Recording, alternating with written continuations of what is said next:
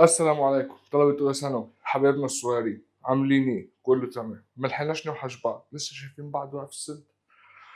المهم النهارده زي ما قلت لك يعني هننزل على اليوتيوب اللي هو آخر درس هندسة. آخر درس هندسة معانا هو درس بسيط بسيط بسيط بسيط. كده ناقص لنا حصة الجبر، حصة عبيطة قوي، البرمجة الخطية، في ربع ساعة خلصت. ونبقى خلصنا المنهج ونخش بقى على المراجعات. وعايز أقول لك إن المراجعات هتنزل مجانا تماما على اليوتيوب. هيبقى معاك وهنتكلم في تفاصيلها، هيبقى معاك يعني المهم ان هيبقى معاك فيديوهات ملخصات للجبر وحساب المثلثات والهندسه. وكمان مش ملخصات، ده شرح من الاول تاني، يعني لو انت ما عدتش على المنهج هتبقى تمام التمام. وهنحل على كل فرع بما يكفي وبزياده. يعني كل فرع 100 150 سؤال 170 سؤال فبزياده.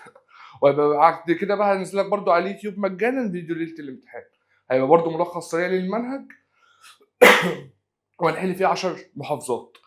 المهم بقى احنا النهارده جايين نتكلم في ايه؟ جايين نتكلم في اخر درس هندسه. طب اللي هو ايه يا عم كريم؟ درس عبيط والله. عندنا الزاويه ما بين مستقيمين، موضوعين يعني. ايه ده بقى؟ مستقيمين. ماشي مش مهم. عندنا موضوعين، الزاويه بين مستقيمين وعندنا طول العمود الساقط من نقطه على مستقيم. عندنا الموضوعين دول، ادي واحد ادي اتنين، وكده يبقى الحمد لله فنشنا المنهج. الحمد لله. والموضوعين والله اسهل من بعض. طب تعالى ناخد واحد تاتا تاتا. هناخد اول واحد ده اللي هو الزاويه بين المستقيمين. بس قبل ما اهري معاك في الموضوعين دول، عايز اديك حته تراكميه كده. اللي هي ايه الحته التراكميه دي يا عم كريم؟ اللي هو المثلث، يعني الف ب ج. فاكر لو انا كنت قلت ان لو جبت ان الف ب تربيع لو ساوى ب ج تربيع زائد الف ج تربيع، كنت بقول ان ده مثلث ايه؟ ها؟ لو واحد منهم تربيع يساوي مجموع الاتنين تربيع، بقول ان ده مثلث قائم. طب قائم في انهي زاويه؟ قائم في ما هو ده بيبقى الوتر، قائم في الزاويه اللي ناقصه من هنا. مش هو مثلث اسمه ا ب ج؟ اللي ناقص من هنا ايه؟ ج. يعني أنا المفروض ارسم المثلث دلوقتي كده، دي تبقى ج وده اسمه ا وده ب، عشان يبقى ا ب تربيع اللي هو الوتر بيساوي ده تربيع زائد ده تربيع. ودي عارفينها لو هو قائم. طب لو ا ب تربيع بقى اكبر من ب ج الكل تربيع زائد ا ج الكل تربيع، هتقول لي والله ده انا فاكرها، مع انك مش فاكرها والله. يبقى ده اسمه مثلث منفرج الزاويه. في انهي زاويه؟ في انهي منفرج؟ في انهي زاويه؟ الزاويه اللي ناقصه من هنا، ده المثلث اسمه ا ب ج. فهنا ا ب تربيع اكبر منهم، ايه اللي ناقصه هنا؟ ج، يبقى هو منفرج في الزاويه ج. يعني المفروض المثلث اللي هنا ده يترسم كده، مثلا كده،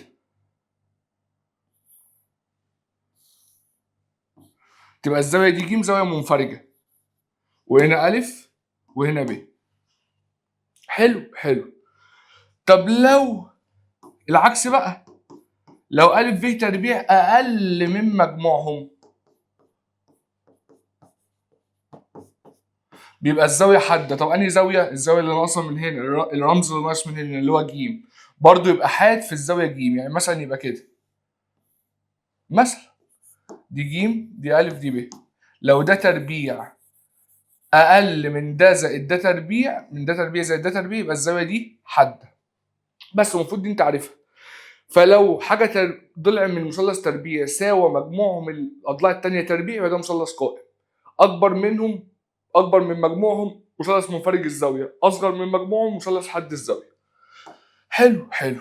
ده تمام تمام تمام وما عندناش فيه مشكله. طب درس النهارده بقى اللي هو اسمه الزاويه بين مستقيمين، ده عباره عن ايه يا مستر؟ اقول لك انا عباره عن ايه، والله بسيط خالص. احنا خدنا لما خدنا اسمه ايه، لما خدنا المستقيمات، عرفنا ان في مستقيمات ممكن تبقى متوازيه وممكن تبقى مستقيمات متعامده. اما كنا بنقول ان لو مستقيمين متوازيين بيبقى الميل هو الميل، ولو مستقيمين متعامدين بيبقى ميل واحد فيهم بيساوي سالب مقلوب التاني. طب ولنفترض ان المستقيمين، احنا دلوقتي هنا بقى في الزاويه المستقيمين، نفترض ان المستقيمين بقى ولا متوازيين ولا متعامدين، فما بينهم زاويه. يعني لو المستقيم اول واحد ده مثلا اللي هو لام واحد مثلا، والمستقيم التاني اللي اسمه لام اتنين، كده دول تقاطعوا، يعني بقى بينهم زاويه، بقى بينهم زاويه. طب دول مستقيمين، انا عايز الزاويه ما بينهم، هم دول كام زاويه ما بين المستقيمين دول؟ 4؟ لا متخلف، مجنون. ليه بقى؟ هم مش 4 والله، هم 2 بس. ليه 2 بس؟ ما انا لو سميت دي واحد مثلا، طب ما هو يا اخي دي هي دي بالتقابل بالرأس، يعني دي بتساوي دي خلاص، يعني هي يعتبر زاويه واحده. طب والزاويه دي بتبقى ايه؟ مش دي مكملة دي؟ يعني اللي هنا دي هي 180 ناقص ه واحد. حصل ولا ما حصلش؟ حصل. يبقى كده بقى ما بين المستقيمين هما زاويتين بس، واحدة حادة وواحدة منفرجة. ليه زاويتين بس؟ لأن دي هي دي بالتقابل بالرأس، ونفس الكلام دي هي دي بالتقابل بالرأس، خلاص دي بتساوي دي ودي بتساوي دي، فهم ما بينهم يعتبر زاويتين بس. يبقى ما بين المستقيمين لو تقاطعوا فيعملوا زاويتين فقط، واحده منفرجه وواحده حاده. طب هتقول لي انا بقى هديك الوقت قانون يجيب الزاويه دي، شغال على الزاويه الحاده بس. طب هتقول لي طب والزاويه المنفرجه اجيبها منين؟ ما انت لو جبت الحاده هتقول 180 ناقص الحده، طلعت المنفرجه اللي هي دي. حصل ولا ما حصلش؟ حصل. بيقول لك ايه بقى هو، سمي دي ايه زي ما هي.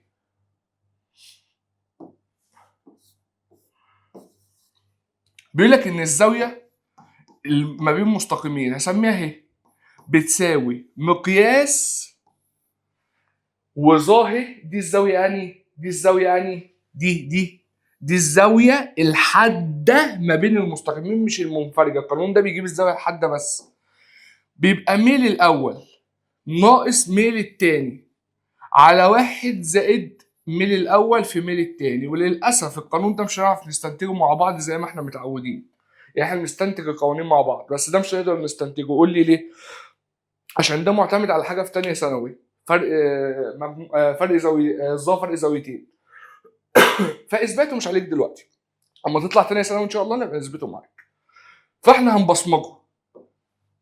انا كده طلعت من هنا عشان اجيب الزاويه، اي زاويه ما بين مستقيمين محتاج ايه؟ محتاج الميلين بتوع المستقيمين بس عشان اعرف اجيب الزاويه، والزاويه اللي بتطلع هي الزاويه الحاده مش المنفرجه. فلو معايا الميلين بقول ميل الاول ناقص ميل التاني على 1 زائد ميل الاول في ميل التاني، بس خلاص، وادوس شيفت تاني الرقم اللي هيطلع لي يبقى هي دي الزاويه بين مستقيمين ودي الحاده. طب لو طلب في سؤال قال لك عايز الزاويه المنفرجه، هطبق نفس القانون بس الزاويه اللي هتطلع لي هقول 180 ناقص اللي هتطلع لي عشان اجيب الايه؟ المنفرجه.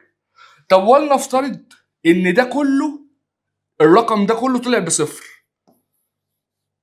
طلع بصفر يعني الزاويه ما بينهم 180، يبقى المستقيمين متوازيين او منطبقين على بعض، يعني كده او منطبقين على بعض. لو دي طلعت صفر، طب لو انا بحل السؤال ولقيت ان طلع فوق هنا اي رقم وطلع تحت صفر، فبقى حاجه على صفر، بقى غير معرف.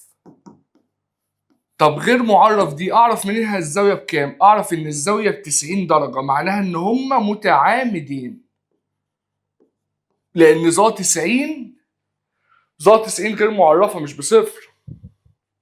بس كده. بس خلاص.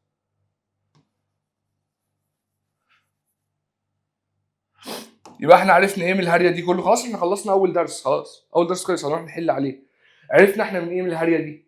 عرفنا ان المستقيم ما بينه هما زاويتين بس، واحده حاده واحده منفرجه. طب القانون اللي انا بجيبه ده بجيبه ليه؟ او بجيب منه انهي زاويه؟ بجيب الزاويه الحاده بس. طب اما اجيب القانون وجبت الزاويه الحاده وطلب مني الزاويه المنفرجه، اقول 180 ناقص اللي طلعت لي. طب عشان اجيب الزاويه ما بين مستقيمين محتاج ايه؟ محتاج ميل الاول وميل التاني، مش محتاج حاجه تاني. اقول له ظا الزاويه بتساوي، اعمل مقياس، يعني اللي جواه لو سالب يطلع موجب بس، ميل الاول ناقص ميل التاني على 1 زائد ميل الاول في ميل التاني. وخلصنا على كده وطلعنا الزاويه الحاده. تعال نشوف امثله على الدرس ده. كده احنا خلصنا اول درس يعتبر. تعالى بقى نحل امثله. بص بيقول لك اوجد قياس الزاويه الحاده. بص كل سؤال هيجي يقول لك الزاويه انهي زاويه، وهو على طول هيقول لك الزاويه الحاده. بس ممكن يجي في سؤال يرخم يقول لك عايز الزاويه المنفرجه. انا فاهم بقى ان انا هشتغل بنفس القانون هجيب الزاويه الحاده، وعشان اجيب المنفرجه اقول 180 ناقص اللي طلعت لي بس. طب يلا نحل. والله انا عشان اجيب الزاويه الحاده ما بين المستقيمين دول محتاج الميلين، مش عايز حاجه تاني. طب دي عايز اجيب منها الميل من المستقيم الاول، يعني بيبقى سالب، مدي المعادله سالب معامل السين يعني سالب 1 على معامل الصاد سالب 2 يعني نص. السالب هيروح مع السالب، ده اول ميل. طب ميل المستقيم التاني اهو المعادله اهي، سالب معامل السين يعني سالب 2 على معامل الصاد 4، فعلى الاتنين فيها الواحد على الاتنين فيها الاتنين يعني سالب نص. بس خلاص تقدر تجيب الزاويه بين المستقيمين؟ والله هقدر، بدل معايا الميلين خلاص انا اقدر. هعمل انا ايه؟ اروح للقانون العره، ادوس اكتب ظاهر واحط مقياس. اعمل ايه فوق؟ ميل الاول نص ناقص ميل التاني، يبقى ناقص ناقص نص يعني زائد نص. فيها مشكله؟ مفيهاش مشكله. وتحت واحد زائد، زائد ايه بقى؟ ميل الاول اللي هو نص في ميل التاني اللي هو سالب نص. بس خلاص هتحسب الحسبه دي على الاله. يعني اعمل شرط الكسر، اكتب نص زائد نص، ينزل تحت واحد زائد نص في سالب نص، هيطلع لك ان دي كلها باربعه على التلاته. طب لو كانت طلعت سالب 4 على 3 مثلا كان في هنا قيمه المقدار اللي جوه طلع سالب 4 على 3، هطلعه بره المقياس ب 4 على 3، يطلع بره المقياس بالموجب. فالرقم ده كله ب 4 على 3، فيبقى الظا الزاويه، فظا الزاويه بيساوي 4 على 3. فانا عايز الزاويه، اروح على الاله ادوس شيفت تان 4 على 3، هيطلع لك ان زاويه ه دي ب 53 درجه و1 من 10 تقريبا. بس طب انهي زاويه دي يا عم الحاج؟ والله دي الزاويه الحاده ما بينهم. طب انت سالتني عايز المنفرجه، هقول 180 ناقص دي اطلع المنفرجه. ايه اللي بعده؟ بيقول لك قياس الزاويه بين المستقيمين. بص اول مستقيم ازاي؟ 2 س بيساوي 3 والمستقيم الثاني اسمه ص بتساوي 4. يا سلام يا سلام على السؤال الجميل ده، يا سلام. هو عايز الزاويه ما بين المستقيمين دول، هو ده مش ينفع نقسم على الاثنين يبقى س بتساوي 3 على الاثنين؟ ينفع. عايز الزاويه ما بين المستقيمين دول. ايه يا عم العبط ده؟ ده انا مش محتاج قانون اصلا. ليه مش محتاج قانون يا عم كريم؟ والله هقول لك مش محتاج قانون ليه. لان انا عارف ان س بيساوي رقم، فده خط موازي لمحور الصادات وبيقطع السين عند 3 على الاتنين. يعني هنا مثلا، صح ده اول معادله رسمتها اهو. طب التانية ص بتساوي 4، والله ص بتساوي 4 دي معادله خط افقي يوازي محور السينات ويقطع الصاد في 4 اهو. قطع الصاد هنا في 4. طب ما هو المستقيمين دول كده ايه؟ ادي واحد ادي التاني ما بينهم الزاويه 90 اهو. ما هو ده رأسي، ده خط رأسي يوازي محور الصادات، وده خط افقي يوازي محور السينات، ما هو الزاويه ما بينهم 90 من غير ولا قانون ولا هري اهي. بس خلاص من غير بقى ما اجيب الميل، ما انت هتجيب الميل الاولاني ده هيبقى ميل غير معرف وده هيبقى ميله بصفر، فميل المستقيم اللي ميله غير معرف بيبقى مستقيم رأسي، واللي ميله بصفر بيبقى مستقيم افقي. فمستقيم رأسي ومستقيم افقي يبقى الاثنين متعامدين زي محور السين ومحور الصاد. اللي بعد فده سؤال كويس يعني. بيقول لك قياس الزاويه الحاده ما بين المستقيمين ده وده. والله عشان اجيب لك الزاويه الحاده انا محتاج حاجتين بس، محتاج ميل الاول. تعرف تجيب لي ميل الاول؟ ده بالصوره المتجهه وده متجه الاتجاه، يبقى الميل الصاد على السين اللي هو سالب تلت. طب ميل التاني شو راح يساوي؟ نفس الكلام بالصوره المتجهه، يبقى الصاد على السين واحد على الاتنين يعني نص. بقى معايا ميل الاول وميل التاني، انا مش عايز حاجه تاني من الدنيا، اروح كاتب له ان ظاهر تساوي ميل الاول سالب تلت ناقص ميل التاني نص على واحد زائد ميل الاول اللي هو سالب تلت في ميل التاني اللي هو نص. مش هعمل حاجه بايدي، مش هعمل حاجه بايدي عشان ما تغلطش انت، يعني مش انا ما بغلطش بس انا يعني ممكن اعملها لك بس عشان ما نضيعش وقت. فدي روح ارميها كلها على الاله، ده الرقم اللي جوه ده ارميه كله على الاله، شد شرط الكسر واعمل، هيطلع لك ان ده كله بواحد، مقياس الواحد بواحد، فمعناها ان ظا ه بتساوي واحد، يبقى شيفت تان واحد يطلع لك ان زاويه ه ب 45 درجه. طب دي انهي زاويه؟ دي انهي زاويه؟ دي الزاويه الحاده ما بين المستقيمين. عايز المنفرجه يبقى 180 ناقص ال 45 يبقى 135 لو انا عايز المنفرجه. بيقول لك اذا كانت ا بده وب بده وج بده، فعايز قياس الزاويه الحاده ما بين المستقيمين ا ب وب ج. يا عم ده سهله قوي دي. مش انا عايز الزاويه الحاده ما بين المستقيم ده والمستقيم اللي اسمه ب ج. طب ما سهله دي. مش انا عايز الزاويه الحاده ما بين المستقيمين، يبقى انا عايز الميلين، مش عايز حاجه اكتر من كده. طب ا ب المستقيم اللي اسمه ا ب اهو النقط بتاعته، عشان اجيب منه الميل هقول ايه؟ هقول فرق صادات على فرق سينات، عشان مديني النقطتين بتوعه، نقطتين واقعين عليه. طب فرق الصادات 3 ناقص 1 2 على فرق السينات 2 ناقص 2 يعني 2 زائد 2 يعني 4، فدي بنص. بقى ميل الاولاني بنص اللي هو مستقيم ا ب. طب روح للمستقيم اللي اسمه ب ج، سميه م 2. عايز ميله، ادي النقطتين بتوعه اهو اللي هي ب وج. معايا نقطتين يبقى اعرف اجيب الميل، فرق صادات على فرق سينات. فرق صادات سالب 4 ناقص 3 يعني سالب 7، وفرق سينات سالب 2 ناقص 2. فرق سينات سالب 4 ناقص 3 سالب 7، فرق سينات سالب 2 ناقص 2 يعني سالب 4، فالسالب هيروح مع السالب يبقى 7 على 4. بقى معايا ميل الاول ومعايا ميل التاني. عايز حاجه تاني من الدنيا؟ مش عايز. اروح كاتب على طول القانون، ظاهر بتساوي مقياس، اعمل فوق ايه؟ ميل الاول كام؟ نص، ناقص ميل التاني 7 على 4 على 1 على 1 زائد ميل الاول نص في ميل التاني 7 على 4. خلصت خلصت خلصت والله. اروح رايح حاسب اللي جوه المقياس ده كله على الاله، طلع سالب اخليه موجب، لو طلع موجب اخليه زي ما هو. هيطلع لك ان ده كله ب2 على 3، فظاهر بتساوي 2 على 3. طب عايز الزاويه؟ شيفت تاني 2 على 3. بس هو الاختيارات مديها لك شيفت تان كام، مش عايز الزاويه كمان. فالزاويه هتبقى شيفت تان اللي هي زائد سالب 1 2 على 3 عشان اطلع الزاويه اهي. بس يبقى زائد سالب 1 2 على 3. يعني هو كان بيقول لك عايز يعني دي بكام، مش عايز الزاويه كمان، يعني ده وفر عليك. انا المفروض اروح على الاله ادوس شيفت تاني 2 على 3 واطلع الزاويه. قال لك لا يا عم ما تعمليش كده، انا عايز شيفت تاني كام وخلاص، 2 على 3 اللي هو الرقم اللي جوه المقياس. كلام جميل وزي الفل ومحترم. طب مثال 5. هنا بقى بص هيلف بقى، هيعمل ايه؟ هيتذاكى والله ولا يتذاكى ولا حاجه، احنا اذكى منه. بيقول لك اذا كان قياس الزاويه ما بين المستقيمين دول 45 درجه. الله الله. فعايز قيمه كاف الزاويه ما بينهم 45. يبقى انا عرفت ان ظا 45 بتساوي مقياس ميل الاول ناقص ميل التاني على 1 زائد م 1 في م 2. يا سلام. مادام معايا الزاويه، مش انا معايا الزاويه بينهم 45، يبقى انا عارف ان ظا الزاويه دي بيساوي ده. بقى معاك معادله اهو هتطلع منها الكاف.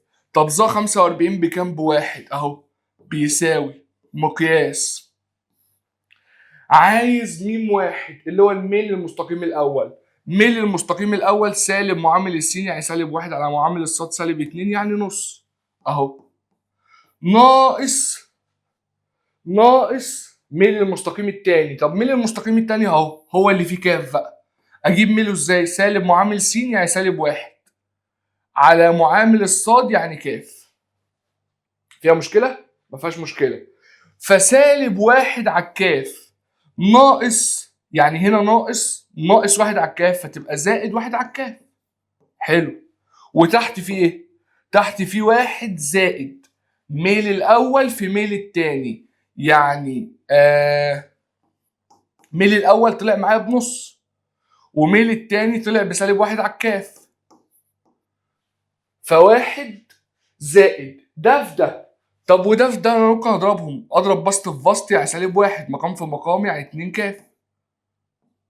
علقت. ماشي. بقى سالب واحد على 2 كاف، يروح هنا عند الزائد يبقى سالب، يبقى هنا سالب واحد على 2 كاف. بس خلاص. في اي مشكله؟ مفيش مشكله. بقى معايا معادله فيها كاف بس، حلها طلعت الكاف بس خلاص. هو ده اللي انا استفدته، ان الزاويه بتاعتها 45 او الزاويه ما بين المستقيمين 45، وافهم من ده ان دي الزاويه الحاده مش المنفرجه. طب عشان احل المعادله دي اعمل ايه؟ بص يا سيدي، اولا بس عايز اقول لك على حاجه في المقياس. لو انا عندي مقياس س بيساوي 5، معناها ايه؟ معناها ايه؟ مش معناها ان س دي س يا اما بتساوي 5 يا اما بتساوي سالب 5. لان س لو كانت ب5 فهيطلع مقياسها ب5. طب لو س كانت بسالب 5 برضه هيطلع ب5. فكده مقياس س معناها ان هو بيساوي 5، معناها ان اللي جوه المقياس بيساوي موجب او سالب الرقم ده. بس عشان نعرف بس نحل المعادله دي، انا معايا كده ان اللي جوه المقياس ده كله بيساوي واحد، يبقى معناها هساوي مره ان اللي جوه المقياس كله بواحد، لانه لو بواحد هيطلع مقياسه بواحد، بس لو جوه المقياس برضو كان سالب واحد برضو هيطلع بواحد. فانا هروح شايل علامه المقياس وهساويها بكام؟ بموجب او سالب واحد. مره اساويها بموجب واحد ومره اساويها بسالب واحد. انا هنا هساويها بواحد، هروح هنا اكتبها نفس هي هي اها هي اساويها بكام؟ بسالب واحد، واحل المعادله مره هنا ومره هنا. طب دي بتساوي واحد، اعمل ايه؟ طرفين في وسطين، دي اكنها على الواحد، اضرب طرفين في وسطين يبقى نص زائد واحد على الكاف بتساوي واحد ناقص. حلو.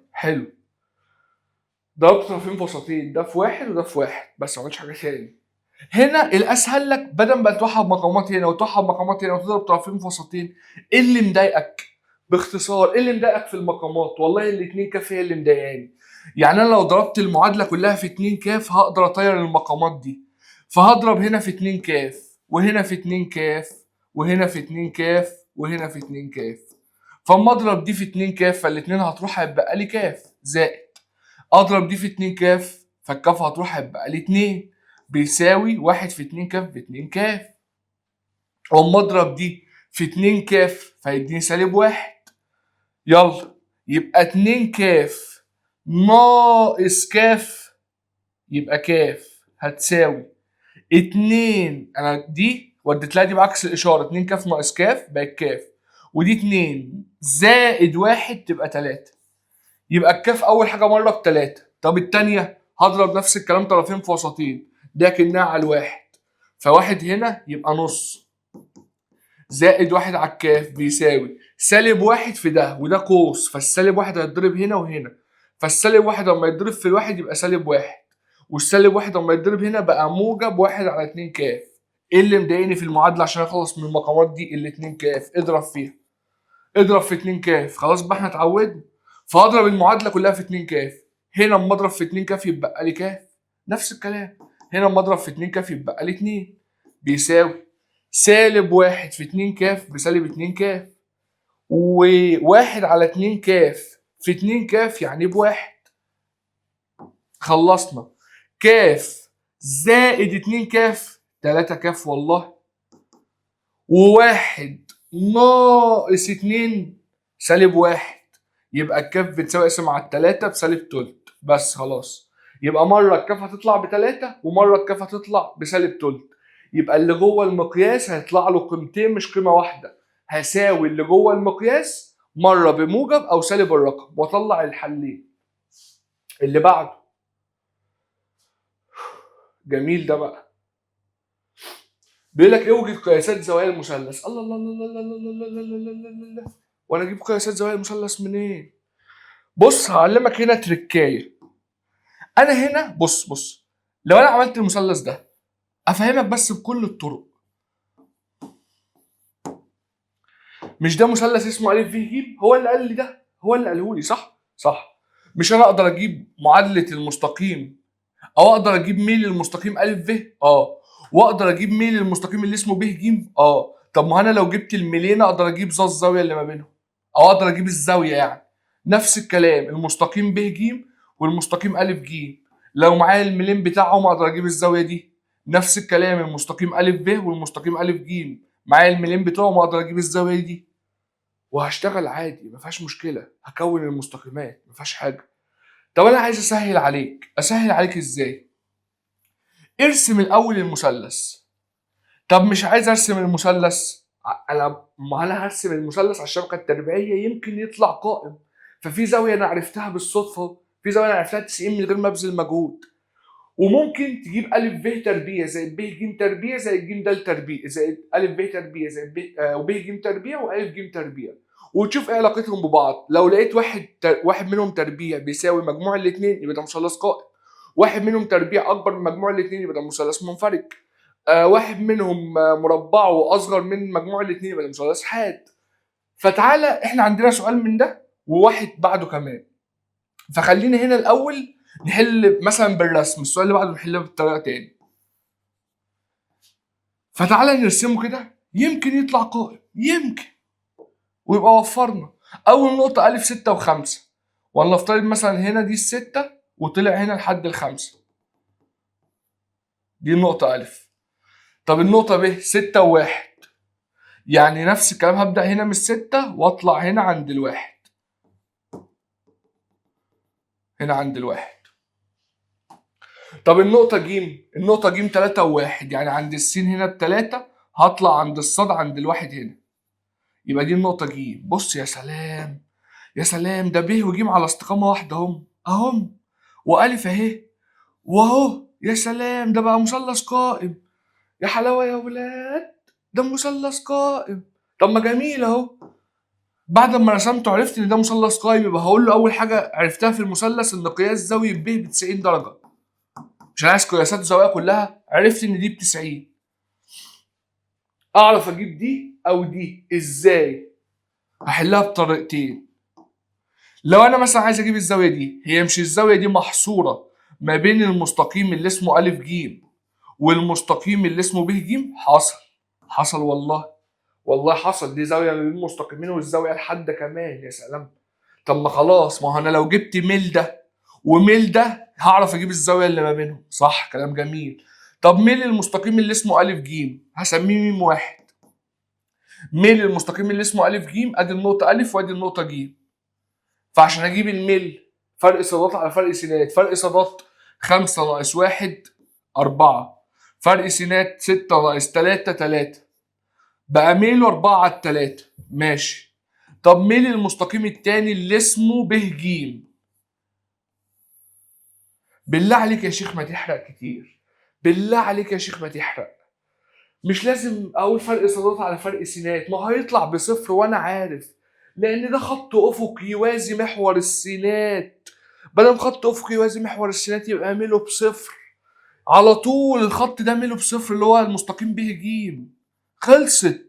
بقى معايا الميلين بتاع ده وبتاع ده، اعرف اجيب الزاويه اللي ما بينهم.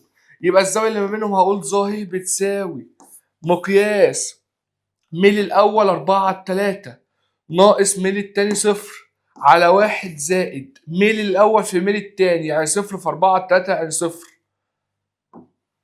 فبقت ظاهر شو راح تساوي؟ خلاص ده مش مكتوب وده مش مكتوب، 4 على 3 على 1 يعني اللي هي 4 على 3. فظاهر طلع ب 4 على 3. شفت تان ه اللي هي 4 على 3 على الآلة تطلع لك ان دي ب 53 درجة و1 من 100 او 1 من 10.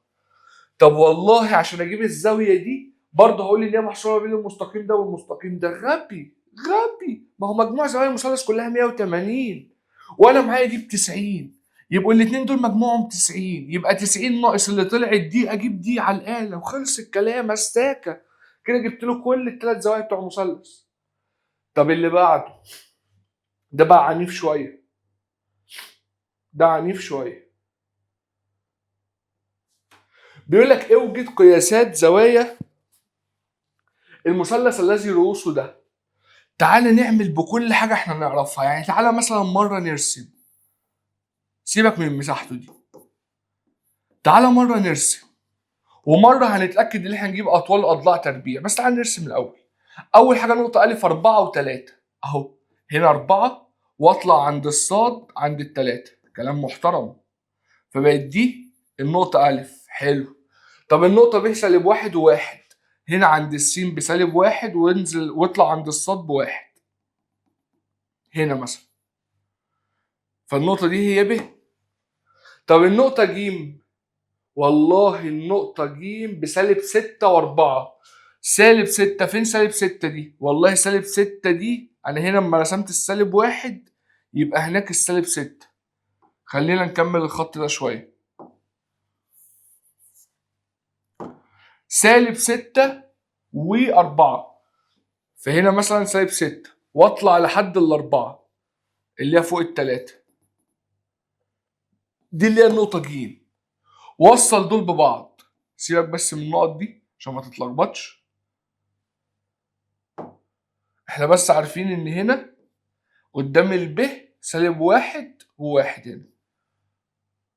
طب نوصل اهو، او خلينا نوصل بلون مختلف. مش ده كده مثلث؟ وصلت اهو، صح؟ صح. والله انا شايف ان هو مثلث منفرج من الرسمه ومش محتاج حاجه تاني، بس ممكن تبقى راسم غلط شويه. احتياط، الاحتياط واجب، الاحتياط واجب يا راجل. فهجيب الف ب تربيع. طب عشان اجيب الف ب تربيع هعمل ايه؟ من غير الجذر بقى، من غير الجذر. ما هو عشان اجيب طول الف ب، مش انا بص اعمل لك في اول واحده، مش انا عشان اجيب طول الف ب هقول فرق السينات تربيع، يعني مربع فرق السينات زي مربع فرق الصادات. مربع فرق السينات 4 ناقص 1 يعني 4 زائد 1 تربيعها 25 زائد 3 ناقص 1 2 وتربيعها 4 يعني جذر 29، ده اللي هو ألف ب. طب ألف ب تربيع هيطير الجذر فهتبقى 29 بس خلاص. أجيب ب ج تربيع وأجيب ألف ج لكل تربيع. أنا كل ده بس بتأكد إن الزاوية دي، زاوية منفرجة. بتأكد. هتجيب دي هيطلع لك 34، هتجيب دي هيطلع لك 101 بالآلة بقى بتاعتك الجميلة الشقية. طب معناها ايه؟ معناها ان ده طلع اكبر من مجموع دول، والزاوية اللي ناقصة فيه هنا ب، معناها ان هو منفرج الزاوية ب، يبقى انا عرفت ان الزاوية دي منفرجة. حلو، اتأكدت من الرسم واتأكدت من ده، خلاص انا كده مش عايز حاجة تانية من الدنيا. اعمل ايه بقى؟ اروح اجيب الزوايا بقى اللي انا عايزها.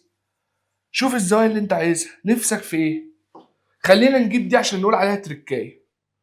خلينا نجيب دي. مش دي محصورة ما بين المستقيم اللي اسمه أ ب والمستقيم اللي اسمه ب ج، صح؟ اهي. بس هل دي الزاوية اللي انا هجيبها من القانون؟ اقسم بالله ابدا، اقسم بالله ابدا. ما انا هنا المستقيم أ ب والمستقيم ب ج لو انا جبتها من القانون هيجيب لي الزاوية دي، لان هو بيجيب لي الزاوية الحادة. فالمفروض بعد ما اجيبها من القانون اقول 180 ناقص اللي هتطلع لي عشان اجيب الزاوية المنفرجة دي بس. فعشان كده قلت لك هنجيب دي الاول عشان ايه؟ تبقى عارف التركايه دي. طب يلا يا عم، هقول ظا، اسمي دي مثلا اهي، ظا اهي شو راح تساوي مقياس، ها نعمل ايه؟ البسط ميل الاول ناقص ميل التاني على 1 زائد ميل الاول في ميل التاني. طب ميل الاول بكام؟ ميل المستقيم اللي اسمه أ ب. والله المستقيم أ ب عشان اجيب ميله فرق الصادات 3 ناقص 1 2 على فرق السينات 4 ناقص 1 يعني 4 زائد 1 5. فبقى ميل الأول 2 على 5 ناقص ميل التاني، ميل المستقيم التاني اللي اسمه ب ج أهو، ب ج النقطتين دول فرق صادات 4 ناقص 1 3 سالب 6 ناقص 1 يعني سالب 6 زائد 1 سالب 6 زائد 1 تاني. فرق صادات 4 ناقص 1 3 فرق سينات سالب 6 ناقص 1 يعني سالب 6 زائد 1 اكنها 1 ناقص 6 يعني سالب 5. فالميل بتاعه سالب 3 على 5.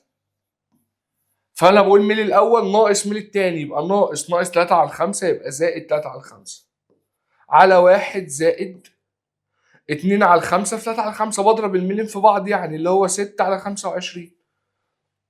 نحسب دي على الآلة الجميلة اللذيذة واقول لك شو راح تطلع بكام. هتطلع لك يا عم 25 على 31. 25 على 31 يعني ظا ه بتساوي ده. حسبت لك اللي جوه المقياس، فهقول ظا شيفت تان، هقول شيفت تان 25 على 31 هتطلع لك ان اله بتساوي 38 و9 من 10 درجة. طب ايه علاقتها بقى؟ ها ايه علاقتها؟ دي هي دي؟ لا اقسم بالله دي الزاويه المنفرجه. انا هنا جبت الزاويه الحاده، يبقى 180 ناقص اللي طلع لي، ناقص اللي طلع ده هيطلع لك 141 1 من 10 درجه.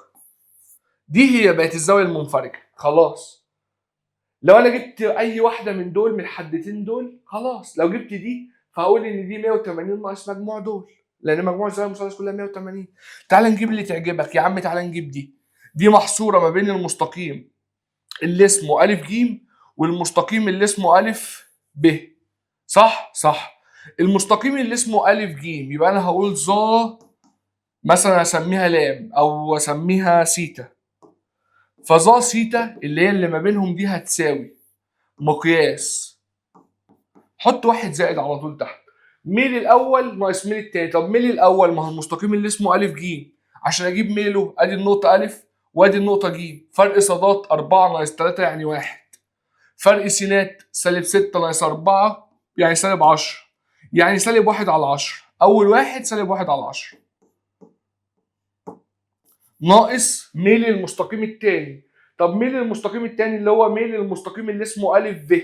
أ ف أنا لسه جايبه أصلا أهو، يعني أنا جبته ب 2 على 5 في أما استخدمته هنا يعني، على 1 زائد سالب 1 على 10 في 2 على 5. هتحسب الحسبة المنتنة دي على الآلة هيطلع لك رقم. شفت تاني الرقم ده تطلع لك ان الزاوية سيتا دي ب 27.5 درجة بس. خلاص يبقى الزاوية دي ب 27.5.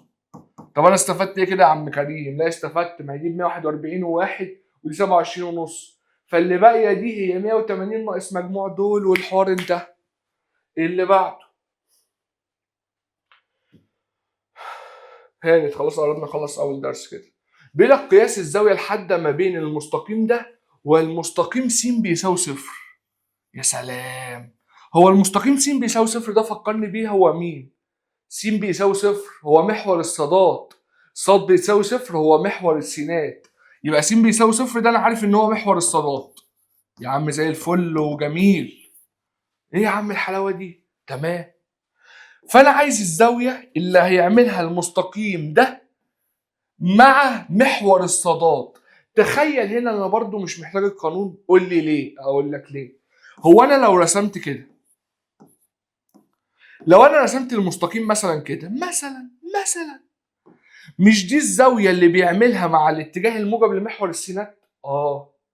او دي الزاويه اللي بيعملها مع محور السينات عامه؟ ودي 90 صح؟ طب ما هي دي اللي هي ما بينه وما بين الصاد مش هتساوي 90 ناقص دي؟ طب ودي كنت بتجيبها ازاي؟ ما هي دي الزاويه اللي محصوره ما بين المستقيم ومحور السينات. كنت بجيبها ازاي؟ بقول شيفت تاني الميل، لان الزاويه دي هسميها ه مثلا. ه دي بيساوي الميل لان ما بين المستقيم ومحور السينات. طب ميل المستقيم بكام؟ 1 على 1 يعني 1، فالزاويه هي دي ب 45 درجه. يبقى اللي ما بينه وما بين محور الصادات كام بالعقل؟ 90 ناقص دي 45 درجه برضه. فانا مش محتاج اعمل قانون. طب ولنفترض هو جاي كده، المستقيم جاي كده، حقك مش دي الزاويه اللي بيعملها مع الاتجاه الموجب لمحور السينات؟ والله. بس انا مش عايز دي. هي دي بتساوي ايه؟ مش دي مكمله دي؟ يعني لو قلت 180 180 ناقص دي 180 ناقص دي قصدي 180 ناقص دي هيطلع لي دي اللي ما بينه وما بين محور السينات. طب اللي ما بينه وما بين محور الصادات متممتها 90 ناقص اللي هتطلع لك. بس كده. ده لو ميله سالب، يعني ما هو لو ميله سالب هيطلع لك ان الزاويه سالبه، او هيطلع لك ان الزاويه هنا منفرجه، لان لو ميله سالب هيطلع ان الزاويه منفرجه، فيطلع عامل زاويه منفرجه من محور السينات، فاقول 180 ناقص دي فيطلع لي دي. كل ده من الميل، ما استخدمتش القانون. فاما يطلع لي دي هقول اللي ما بينه وما بين محور الصادات 90 ناقص اللي طلعت لي دي هنا، بس خلاص. وما دام المستقيم هنا اللي هو مديهولي ميله واحد على الواحد يعني واحد، فظا الزاويه بيساوي الميل اللي هو واحد، بس دي اي زاويه ما بينه وما بين محور السينات. طب اللي ما بينه وما بين محور الصادات 90 ناقصها هي ب 45، يبقى 90 ناقص 45 من غير ما احرق قلبي وارسم مستقيمات واعمل واستخدم القانون. انا فاهم يا باشا، انا فاهم، والسؤال ده جميل على فكره. السؤال ده بقى عايز ماجستير عايز ماجستير والله. ركز بقى معايا عشان هنعمله بسرعه. هو بيقول لك عايز قياس الزاويه ما بين المستقيم ده والمستقيم ده، بس خلينا ده نكتبه يعني ندخل دي بعكس الاشاره، فيبقى ا زائد ب س ناقص ا ناقص ب ص بيساوي صفر. ادي معادله المستقيم الاول وادي معادله المستقيم الثاني. عشان اجيب الزاويه ما بينهم اعمل ايه؟ عايز الميلين. طب ميل الاول بكام يا عم الحاج؟ ميل الاول سالب معامل السين يعني سالب ا على معامل الصاد ب، ده ميل الاول. طب ميل التاني بكام يا عم الحاج؟ والله ميل التاني سالب معامل السين على معامل الصاد. سالب معامل السين ده معامل السين كله، السالب بتاعه يبقى سالب ا زائد ب على معامل الصاد. معامل الصاد ده كله اللي هو سالب ا ناقص ب، فالسالب هيروح مع السالب، يبقى ميل المستقيم ده سالب معامل السين على معامل الصاد يعني ا زائد ب على ا ناقص ب. بس خلاص بقى معايا ميل ده ومعايا ميل ده. عايز اجيب الزاويه ما بينهم، هستخدم القانون النتن المعفن اللي احنا عارفينه، ان ظا سيتا او ظا ه اي حاجه بتساوي مقياس شرط الكسر ميل الاول سالب ا على ب. طب ميل التاني ناقص ميل التاني، ميل التاني بأ زائد ب على ا ناقص ب. حلو. على واحد زائد ايه بقى؟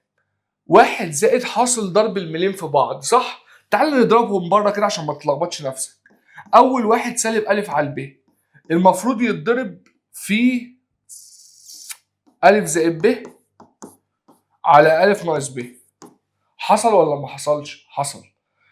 فهضرب بسط في بسط ومقام في مقام، وما تضربهمش يا عم خليهم.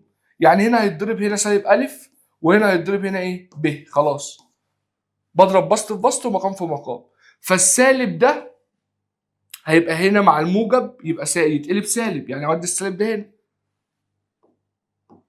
فهنا بقت قلبت سالب، وانزل دي بقى زي ما هي اللي هي ا، وهنا ا زائد ب وتحت ب وأ ناقص ب. بس خلاص.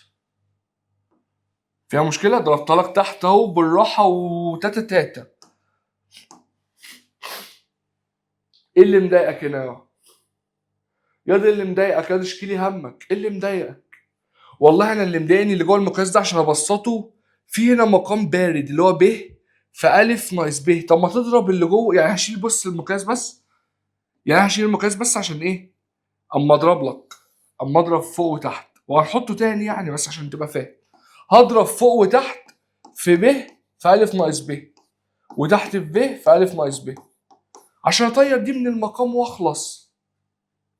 طب اما اضرب فوق في ب في ا ناقص ب، اما اضرب هنا يبقى كده بقت ظ بتساوي، هعمل المقياس اهو، هضرب ب بص هعمل اضرب اول واحد اهو ب في ا ناقص ب، فالب هتروح هيبقى لي سالب ا مضروب في ده، فسالب ا في ا بسالب ا تربيع، وسالب ا في سالب ب بموجب ا ب. حلو، حلو قوي. بعدين هضرب ده، ما هو ده قوس، ده اول حد وده تاني حد، فهضرب ده هنا، فاما اضربه في ا ناقص ب فأ ناقص ب ده هيروح. حصل ولا ما حصلش؟ حصل. فهيبقى لي هنا في سالب اهو، في سالب، وهنا بقت اتبقت ب في ده. فاكني بضرب سالب ب في ده، سالب ب في أ بسالب ب أ، وسالب ب في ب بسالب ب تربيع. حلو حلو. طب نفس الكلام تحت، هضرب واحد، لا لا لا لا لا، هضرب واحد في ب في أ ناقص ب، هينزل زي ما هو، فهضربها بقى على طول جوه، ب في أ بب أ ناقص ب في ب في سالب ب بسالب ب تربيع. وبعدين هضرب ده هنا، فده هيروح مع ده، لان انا ضربت ده هنا وبعدين هضربه هنا، فده هيروح مع ده، هيبقى لي سالب أ مضروب في ده، سالب أ في أ بسالب أ تربيع، وسالب أ في ب بسالب أ ب. معناه ايه بقى الكلام ده؟ ده راح مع ده وده راح مع ده لان هو، واتبقى لي فوق سالب أ تربيع ناقص ب تربيع وسالب ب تربيع ناقص أ تربيع، راحوا مع بعض، يعني ده كله بواحد. شايف الشكل العكر ده كله بواحد، يعني ظ ه بتساوي واحد، يبقى الزاوية ما بينهم شيفت تان واحد 45. وده سؤال عنيف يعني، سؤال عنيف والله. آخر سؤال، آخر سؤال وهنخش في الدرس اللي بعده اللي هو معادلة طول العمود. بيقول لك معادلة المستقيم لام الذي ميله موجب ويمر بالنقطة دي هو أنا استنى، أنا عايز معادلة مستقيم. فأنا عشان أجيب معادلة مستقيم والله أنا عارف إن أنا بحتاج الميل ونقطة عليه. طب نقطة عليه أهي 4 و1، يبقى أنا ناقصني إيه؟ ناقصني الميل. يعني أنا لو جبت الميل هعرف أجيب معادلة المستقيم لام اللي هو طالبها مني.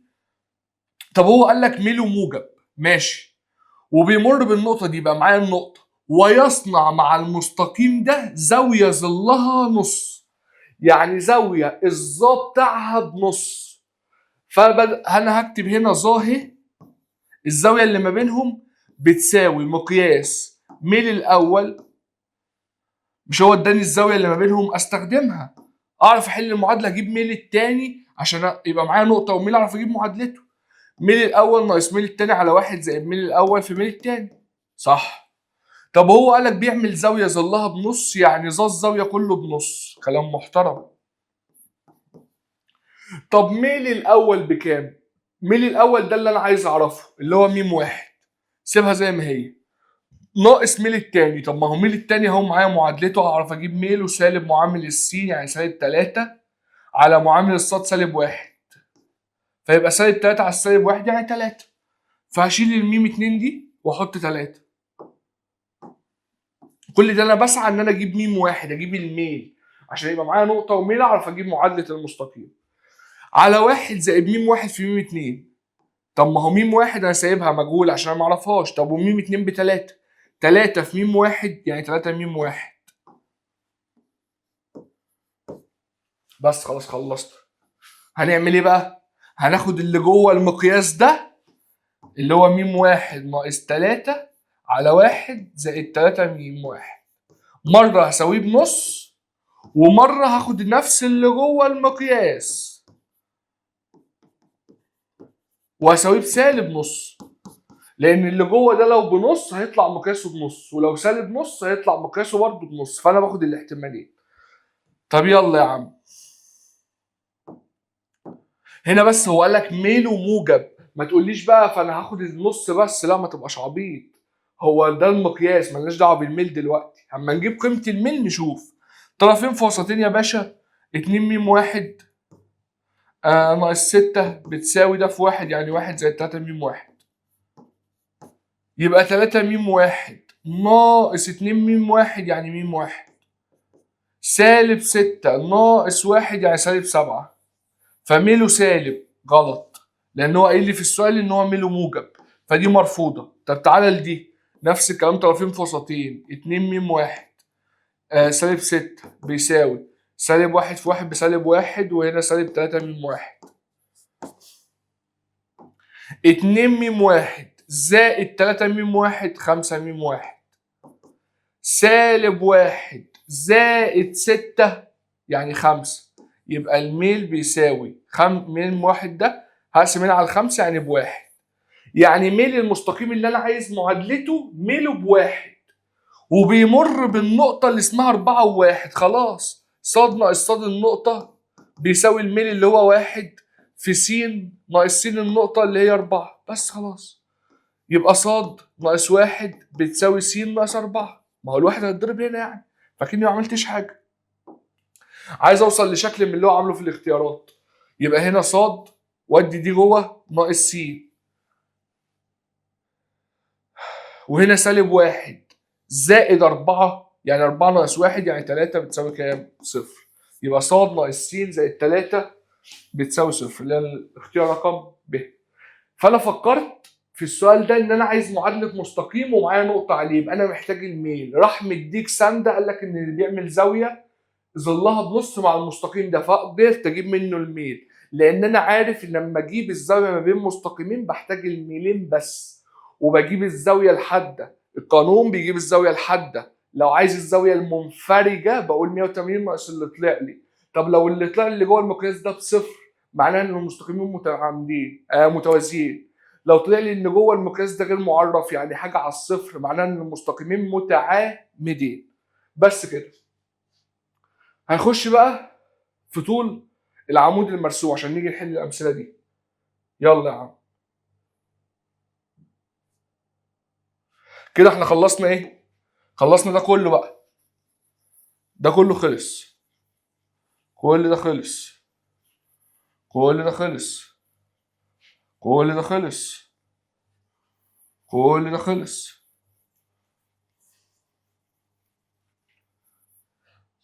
خلصنا اول عنوان الزاويه بين مستقيمين.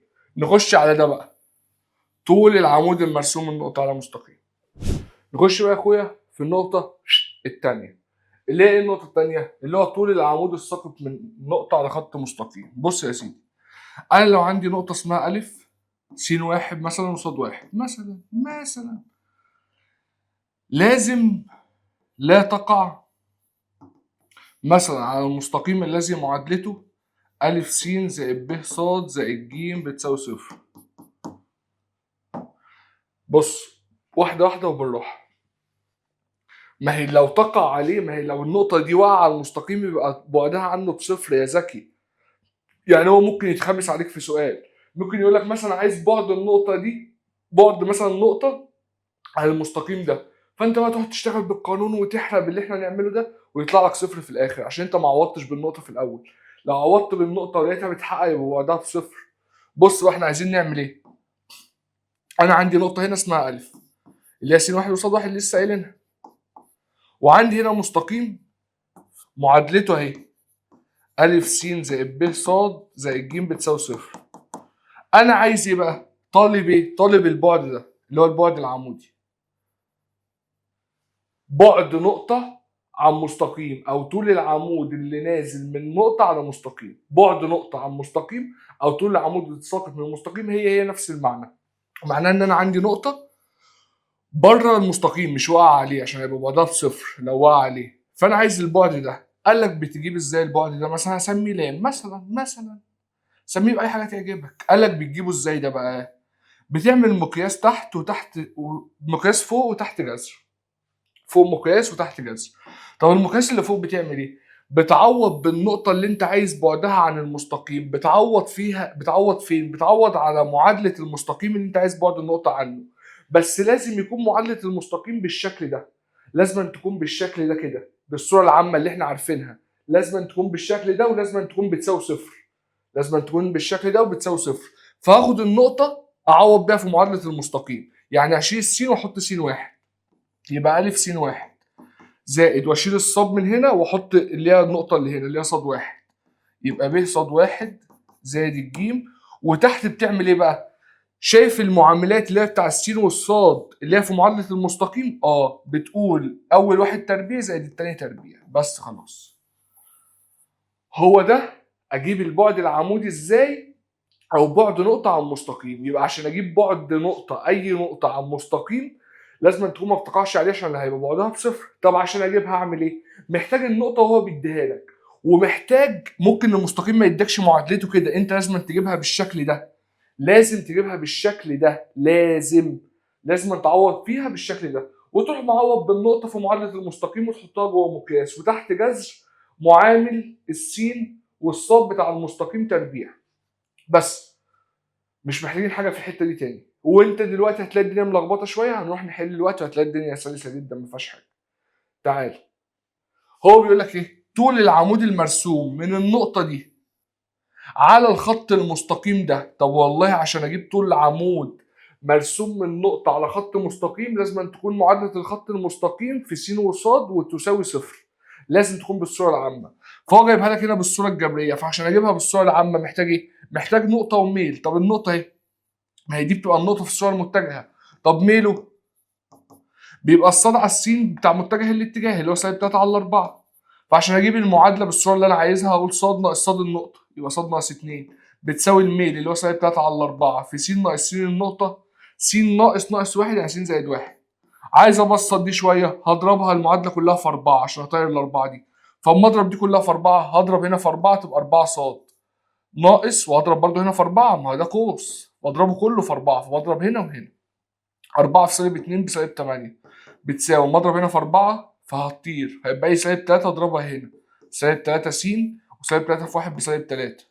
بس دي مش الشكل، انا عايز الشكل كده يبقى 4 ص دخل دي جوه يبقى زائد 3 س، ولازم برضه ادخل دي جوه عشان بتساوي، عشان اخليها بتساوي صفر. سالب 8 زائد 3 يعني سالب 5.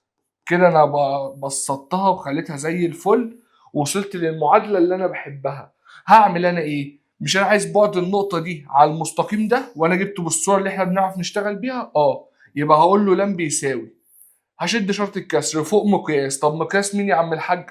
باخد النقطه اعوض بيها في معادله المستقيم، ما بعملش حاجه تاني. يعني هنا 4 صاد يبقى هشيل الصاد واحط الصاد بتاعت النقطه، يبقى 4 في 5 ب 20 زائد 3 في السين بتاعت النقطة ب3 يبقى 3 زائد 3 9 ناقص الخمسة زي ما هي، وتحت جذر ايه بقى؟ جذر ده تربيع اللي هو معامل الصاد تربيع زائد معامل السين تربيع، فيبقى 16 زائد 3 تربيع 9 بيساوي مقياس 20 و9 29 ناقص 5 يعني 24. خلاص بقى يبقى هشيل المقياس لأن مقياس ال 24 هو 24. وتحت 16 زائد 9 25 وجذرها 5 يعني هتطلع لك 4.8. بس كده. في أي مشكلة؟ مفيش أي مشكلة. يبقى أنا عشان أجيب بعد نقطة عن مستقيم بحتاج بس المستقيم بالصورة العامة، بحتاج ليه نقطة وميل، فبقول صاد ناقص صاد النقطة بيساوي الميل في س ناقص س النقطة وأبسطها بقى معايا النقطة. هشد شرط الكسر المقياس اللي فوق هعوض بالنقطة في معادلة المستقيم، وتحت جذر مربع معامل السين زائد مربع معامل الصاد بتاع المستقيم. بس خلاص. طب السؤال اللي بعده بيقول لك عايز بعد النقطة دي عن المستقيم المار بالنقطة دي وميله ده. اروح اجيب معادلته بالصورة اللي انا بحبها، صاد ناقص صاد النقطة، صاد النقطة بتاعها بصفر فخلاص مش هكتبها، بيساوي الميل اللي هو 5 على 6 في ايه؟ في س ناقص س النقطة، س ناقص سالب 2 يعني س زائد 2. عايز ابسطها اضربها كلها في 6 عشان اطير دي، فتبقى هنا 6 ص بتساوي، فاما اضرب في 6 دي هتطير واضرب الخمسة هنا وهنا يبقى 5 س زائد 10. في مشكلة؟ مفيش مشكلة. ودي دي هناك عشان تبقى كلها بتساوي صفر، يبقى 5 س دي تروح هناك سالب 6 ص وهنا زائد 10 عادي، كل ده بيساوي كام؟ صفر. يبقى انا خليت دول زي ما هم اللي هو 5 س وزائد 10 دول، دخلت بس دي بعكس الاشاره سالب 6 ص عشان اخليها بتساوي صفر. كده المعادله في الشكل اللي انا عايزه جاهزه وزي الفل.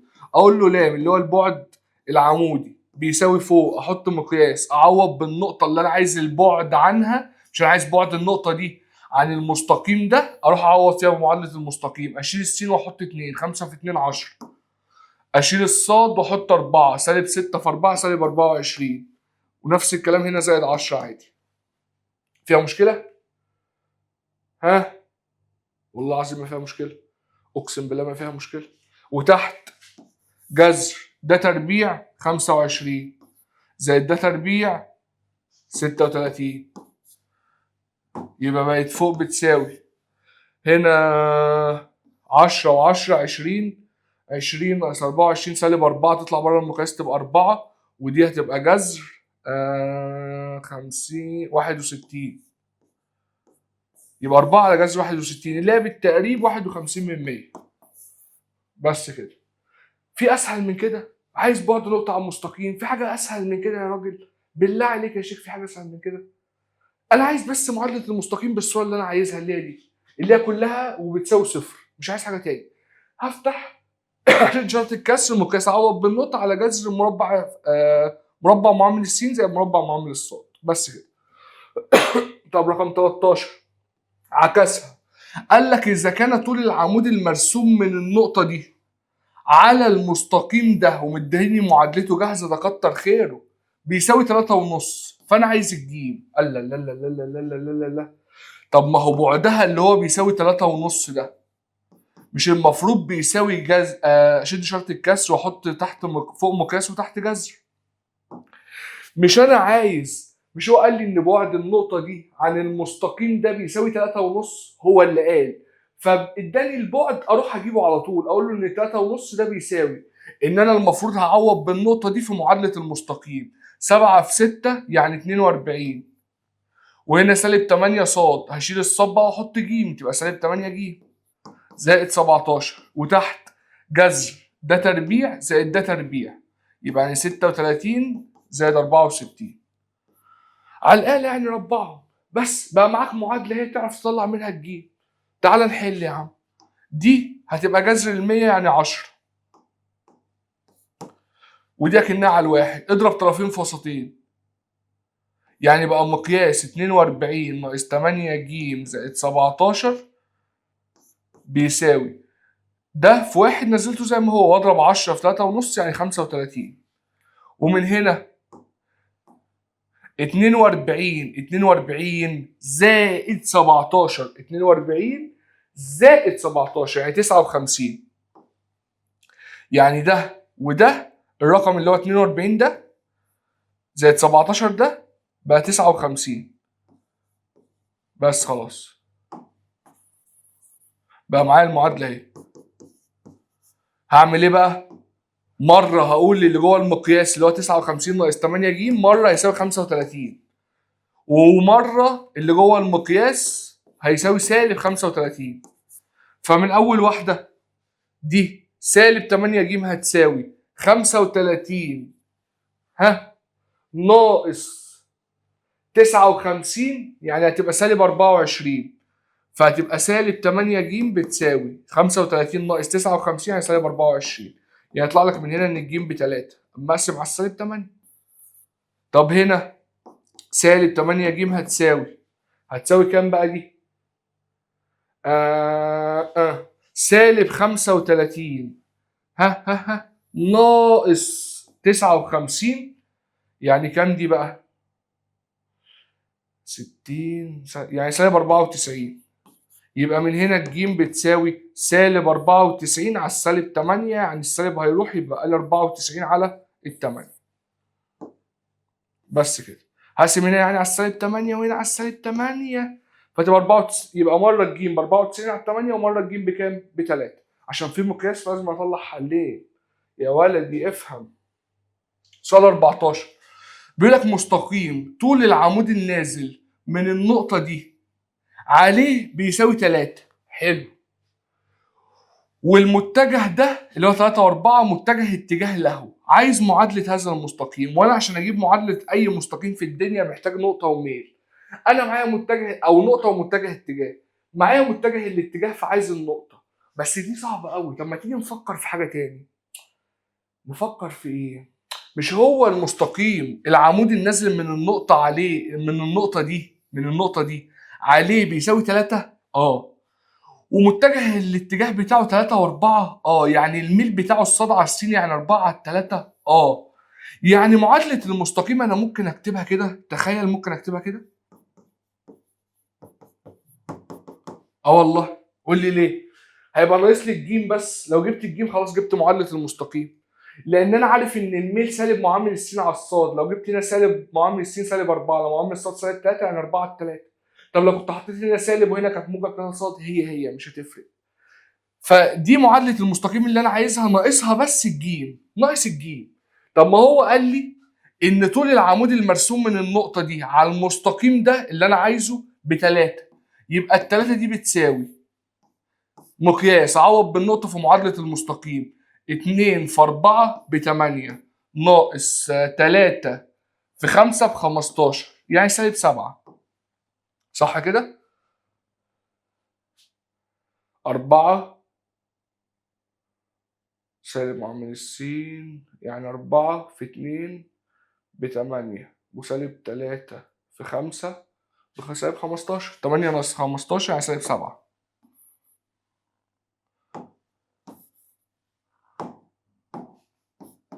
زائد الجيم عادي. ما انا عوضت بالنقطه دي في معادله المستقيم، وتحت بيبقى جذر ايه؟ بيبقى جذر ده تربيع زائد ده تربيع، ده تربيع ب 16 زائد ده تربيع 9، يبقى 16 زائد 9 25، جذرها 5. على الآلة بقى الكلام ده. طرفين في وسطين، مقياس -7 زائد ج بيساوي 15.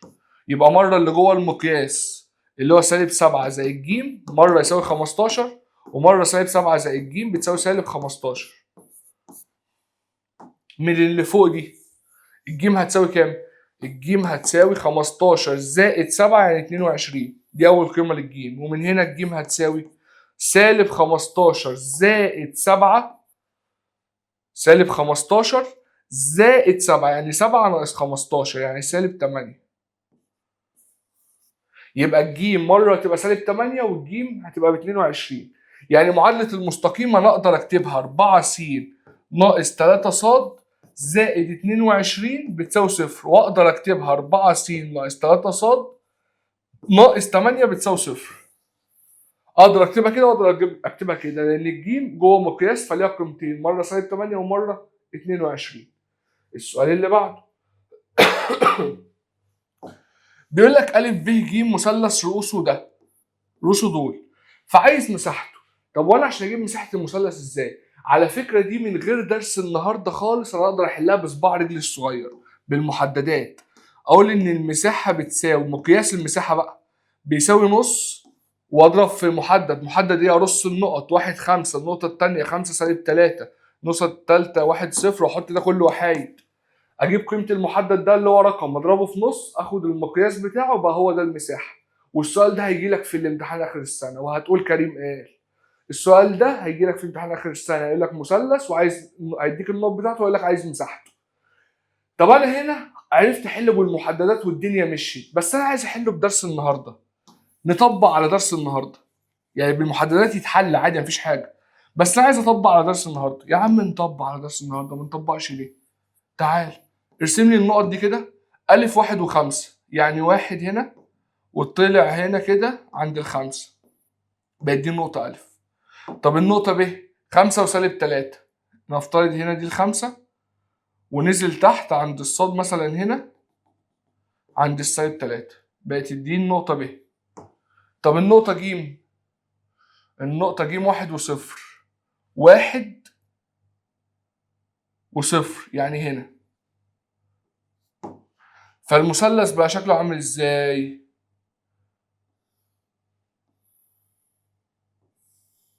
بقى هو ده المثلث اهو، اهو.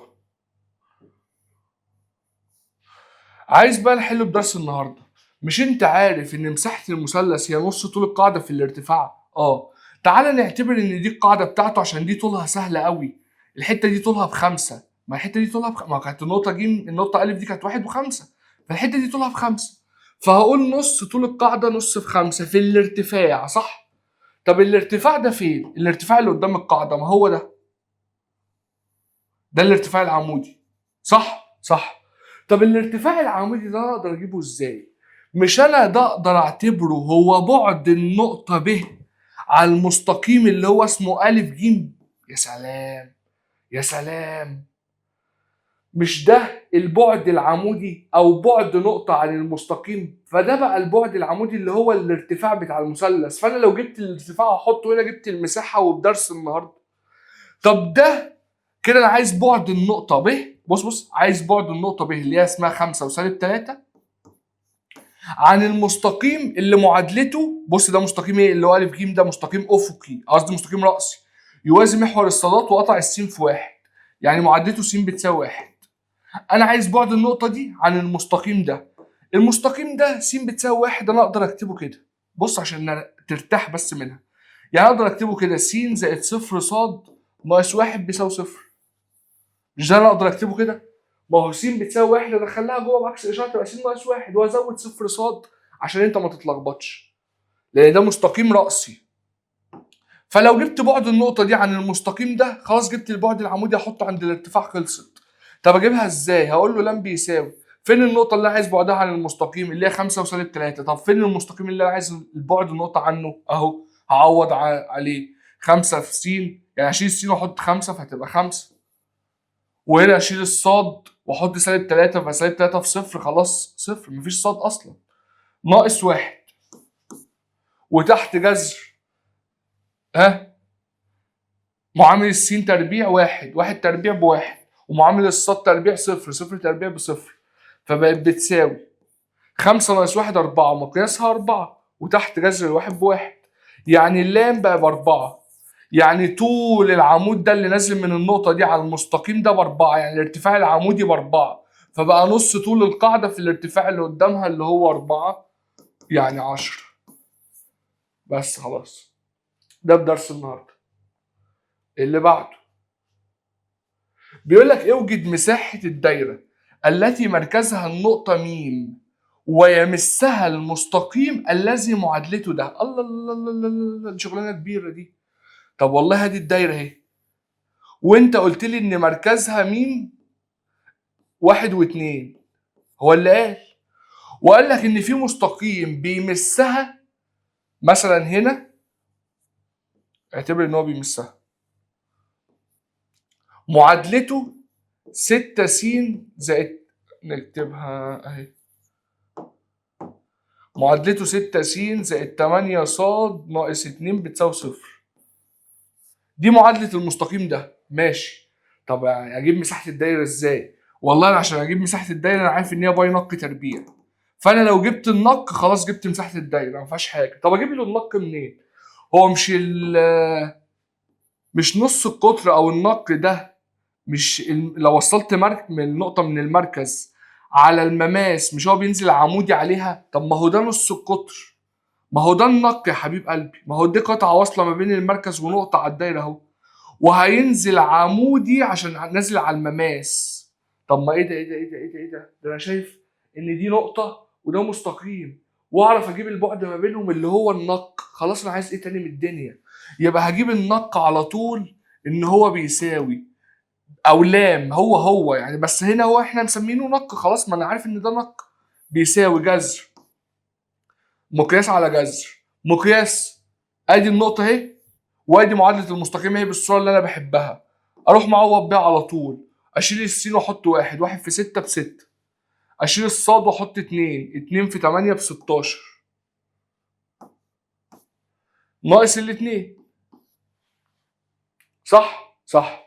وتحت الجذر، جذر ده تربيع زائد ده تربيع، ده تربيع 36 وده تربيع 64، فيبقى جذر 100 يعني 10، فدي كده بقت ب 10.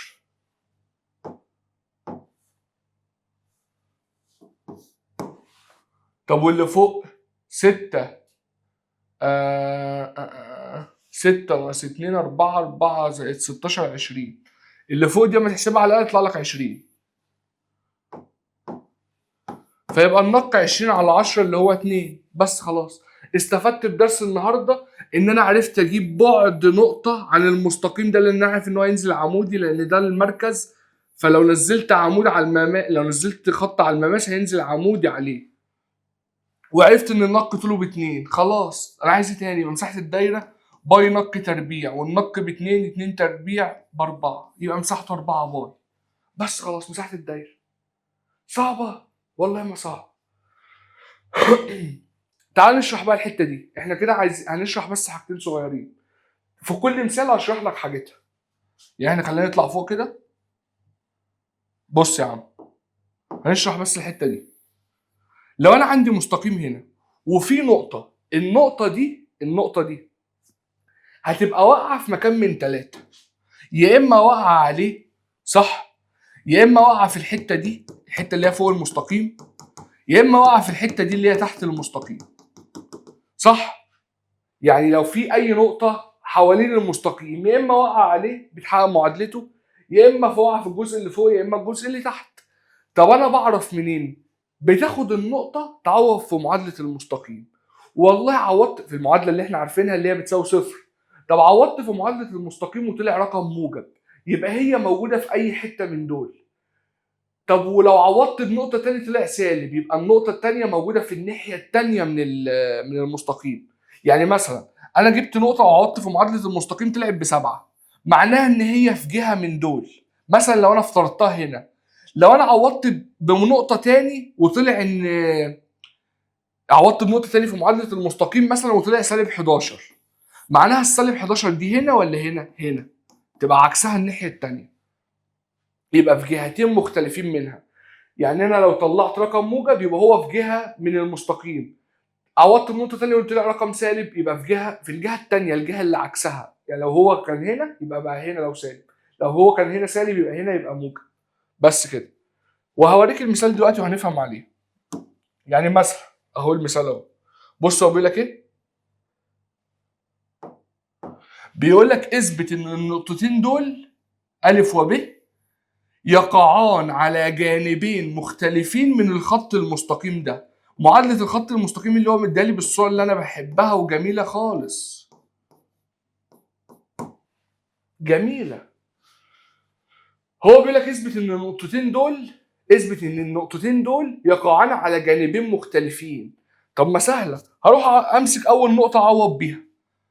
أول نقطة أعوض بيها 3 في 3 9 ناقص 4 في 1 4 زائد 6، طلعت بتساوي 9 ناقص 4 5، 5 زائد 6 يعني طلع 11. 11 ده يعني طلع اكبر من الصفر يعني رقم موجب، يبقى هو في ناحيه. طب عوض، امسك النقطه الثانيه عوض بيها في معادله المستقيم. هشيل السين واحط سالب 3 يعني سالب 9، واشيل الصاد واحط 2 يعني سالب 4 في 2 يعني سالب 8، وهنا زائد 6. هتطلع دي سالب 11. معناها ايه بقى؟ اقل من الصفر. يبقى معناها ان النقطتين دول في جهتين مختلفين في المستقيم، على جانبين مختلفين. يعني اول واحده مثلا لو اللي هي ال 11 دي كانت بتقع هنا، يبقى السالب 11 تقع هنا، يبقى بيقعوا على جانبين مختلفين.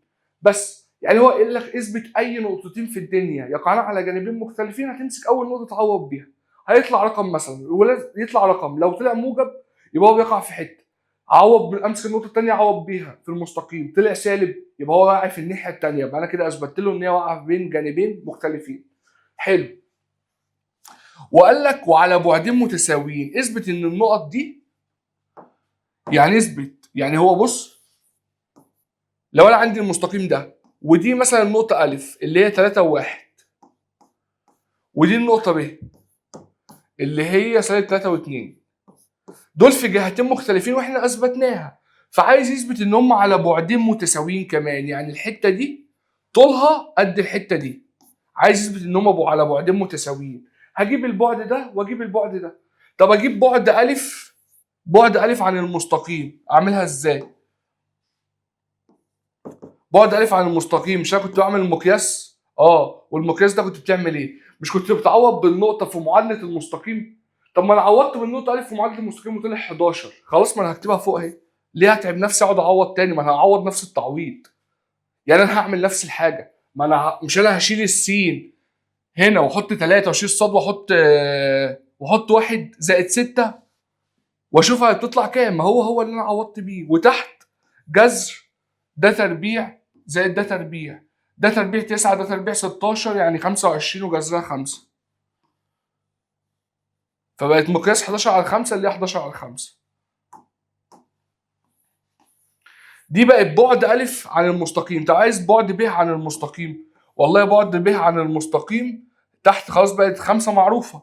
طب اللي فوق مش انا همسك الب هعوض في معادلة المستقيم؟ طب ما عوضت فيها طلعت لي بسالب 11، احط هنا سالب 11 والسالب 11 يطلع بره المقياس ب 11، يبقى 11 على 5. معناها ان بعد ألف عن المستقيم طلع ب 11 على 5 وبعد ب عن المستقيم طلع ب 11 على 5، يبقى هم على بعدين متساويين. وكنت ممكن اعمل حل صايع. مش هو بيثبت ان هم على بعدين متساويين؟ هجيب منتصف النقطه دي. يا سلام على الحل الطرش ده، هجيب منتصف النقطه دي. ما هو انا لما اجيب منتصف النقطه دي واعوض بيها في معادله المستقيم، لو حققتها يبقى هم على بعدين متساويين.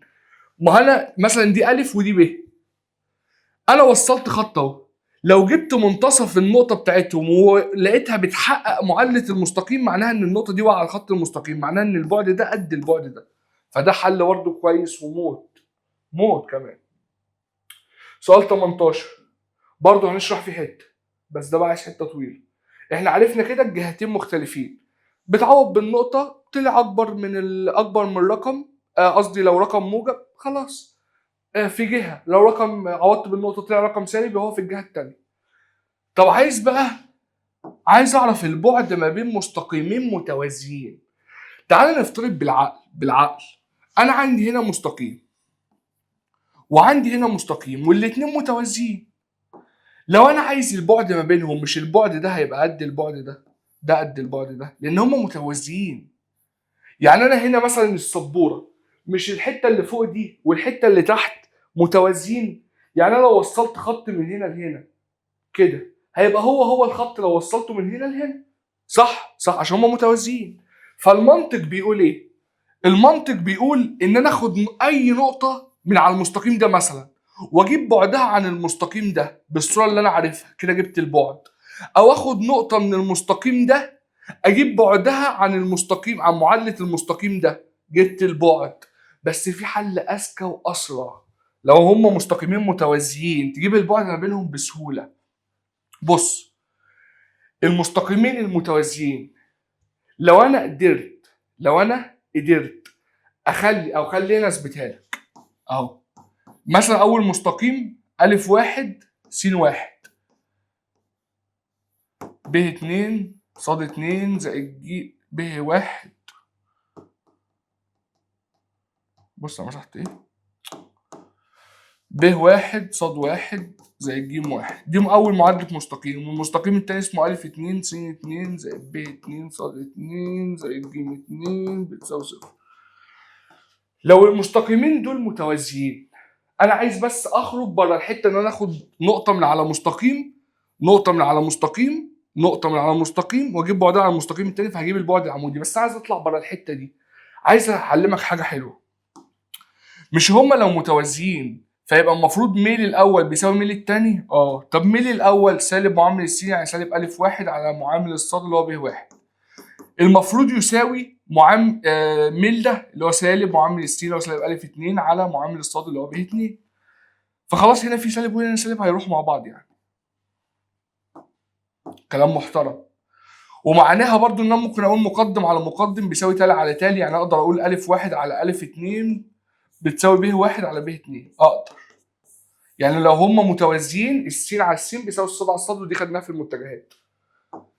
طب ممكن نعمل ايه؟ بص تعالى كده عند المستقيم ده، عند المستقيم ده هاخد نقطة عليه مثلا الصاد عندها بصفر مثلا، وانا لو عوضت هنا عن الصاد بصفر فده هيروح واطلع دي بعكس الاشاره هتبقى سالب ج، فيبقى السين سالب ج على الالف، سالب ج واحد على الف واحد. حصل. ادي نقطه عايز اجيب، مش انا خدتها على المستقيم ده، عايز اجيب بعدها عن المستقيم ده، هقول لم بتساوي مقياس، هعوض بالنقطه دي في معادله المستقيم ده، فالف اتنين تنزل زي ما هي مضروبه في س اتنين. س اتنين يعني ما انا هشيل كل س بقى من هنا والصاد واعوض بقى بالنقطه دي، فتبقى السين اشيلها واحط سالب ج واحد على الف واحد، والصاد كده كده بصفر زائد ج اتنين. انا بجيب بعد النقطه دي عن المستقيم ده على جذر الف تربيع الف اتنين تربيع زائد ب اتنين تربيع. طب في حاجه هنا، هو لو معامل السين والصاد زي بعض، يعني لو الف واحد هو الف اتنين، لو هما بيساووا بعض مش انا اقدر اطيرهم مع بعض؟ يا سلام. ساعتها هقول ان انا لو عايز اجيب البعد ما بين مستقيمين متوازيين هقول ان ج الاول ناقص ج التاني على جذر معامل السين تربيع والصاد تربيع بتاع اي واحد. تاني بقى بص فهمني. انت في كده فهمت الفكره اللي انا لو عايز اجيب البعد ما بين اي مستقيمين متوازيين في الدنيا هاخد نقطه من واحد واجيب بعدها على المستقيم التاني، ده تمام. بس احنا عايزين نسرع في الحل. بص، هو هيجيب لك اي معادلتين متوازيين، خلي المعاملات زي بعض، يعني خلي السين يعني لو هنا 3 تبقى هنا 3، هنا 4 تبقى هنا 4. فساعتها تجيب البعد ما بينهم ازاي؟ تقول مقياس الجيم اللي كان في الاول ناقص الجيم اللي كان في الثاني على جذر معامل السين تربيع زي معامل الصاد تربيع بتاع اي واحد، لان انت عارف ان ده هيساوي ده وده بيساوي ده، لازم احطها على الصوره دي. طب تعالى نشوف مثال. سيبك من ده بقى دلوقتي، تعال نشوف مثال اهو. اول واحد بيقول لك اثبت ان المستقيمين متوازيين وبعد كده هات البعد ما بينهم. طب عشان اثبت ان المستقيمين متوازيين لازم يكون الميل بيساوي الميل. طب ميل ده سالب معامل السين يعني سالب 1 على معامل الصاد سالب 2 يعني ميل ونص. وده ميله سالب معامل السين يعني سالب 2 على معامل الصاد سالب 4 يعني ميل ونص. فكده خلاص ان هم متوازيين المستقيمين دول. ده وده عرفت ان هم متوازيين خلاص. عايز بقى البعد ما بينهم. بس عشان اجيب البعد ما بين المستقيمين متوازيين محتاج يبقى السين هنا زي هنا والصاد هنا زي هنا. يا اما تقسم دي على الاتنين فتوصلك لدي، يا اما تضرب دي في 2 ويوصلك لدي. يعني اول معادله هي س ناقص 2 صاد زائد 11 بتساوي صفر. المعادله دي انا هقسمها على الاتنين عشان توصل لزي دي.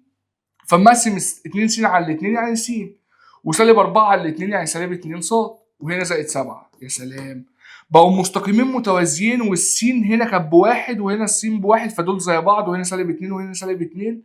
فاجيب البعد ما بينهم مباشرة ان انا اقول ج الاول اللي هو 11 ناقص ج الثاني اللي هو 7 على جذر ده تربيع زائد ده تربيع بتاع اي واحد مش هتفرق لان الاثنين زي بعض. واحد تربيع بواحد، سالب 2 تربيع ب4.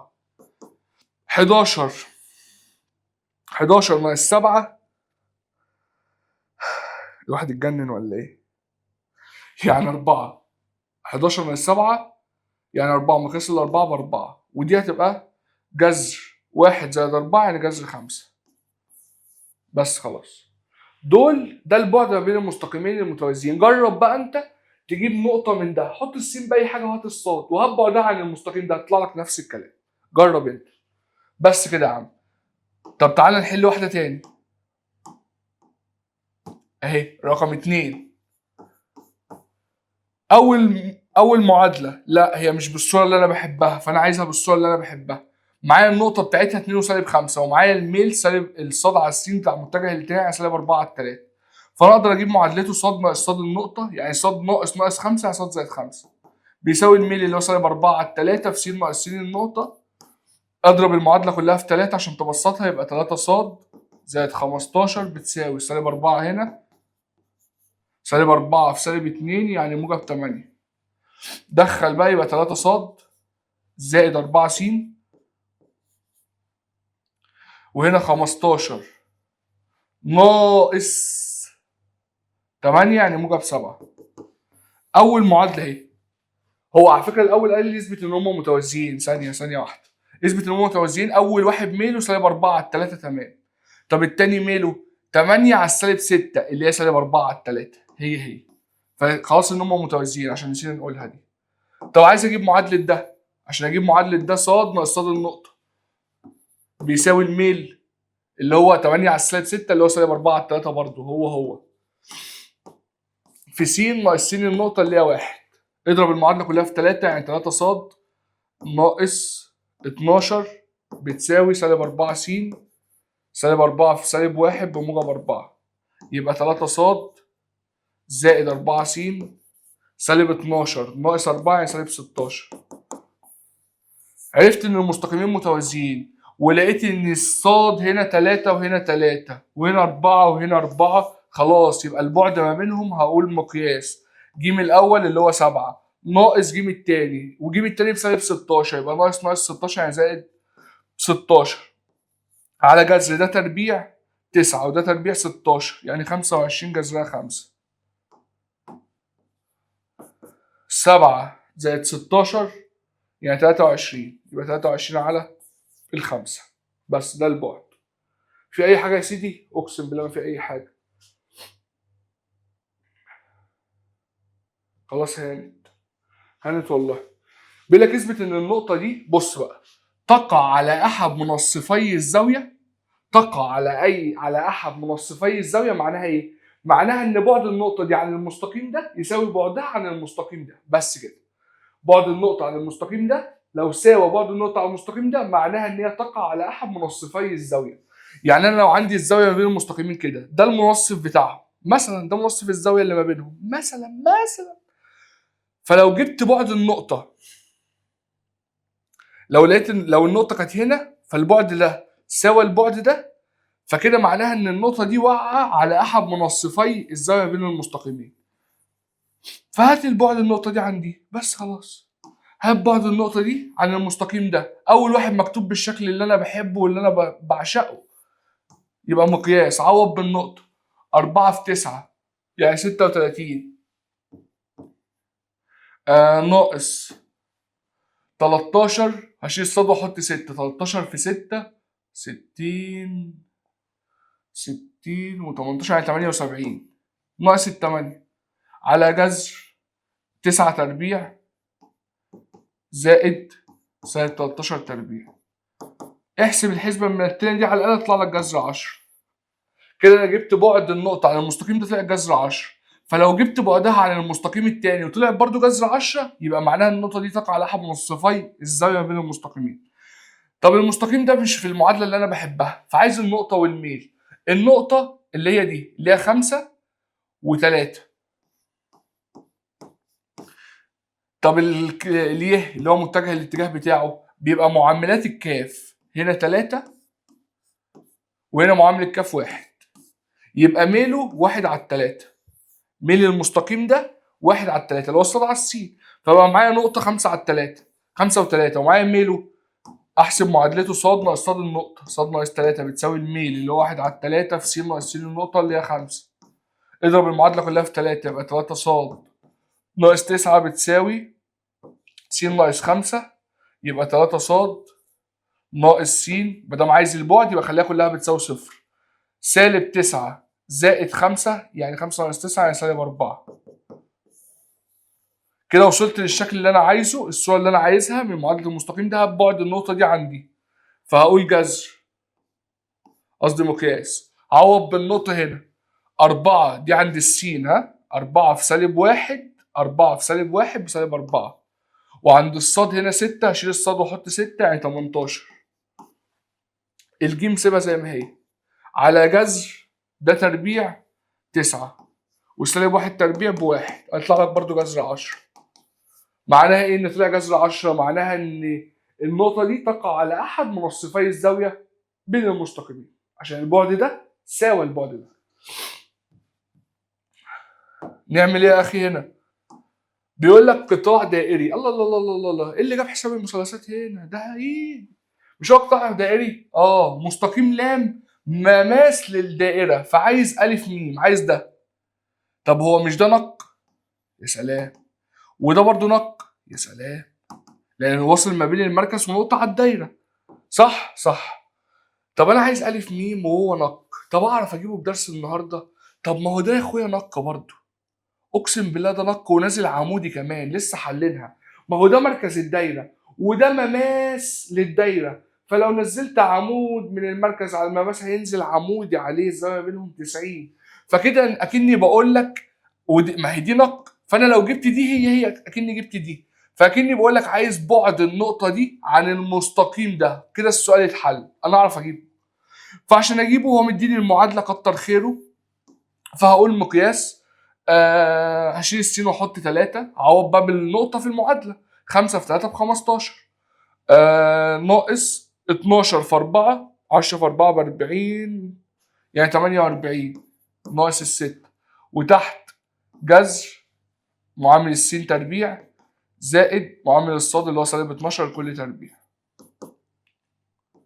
هتحسب الحسبة من التاني دي برضو على الآلة، تطلع لك إن النق بكام؟ ب3. فنق ب3 معناها إن ميم ألف برضو ب3. بس استغلينا درس النهاردة. هانت.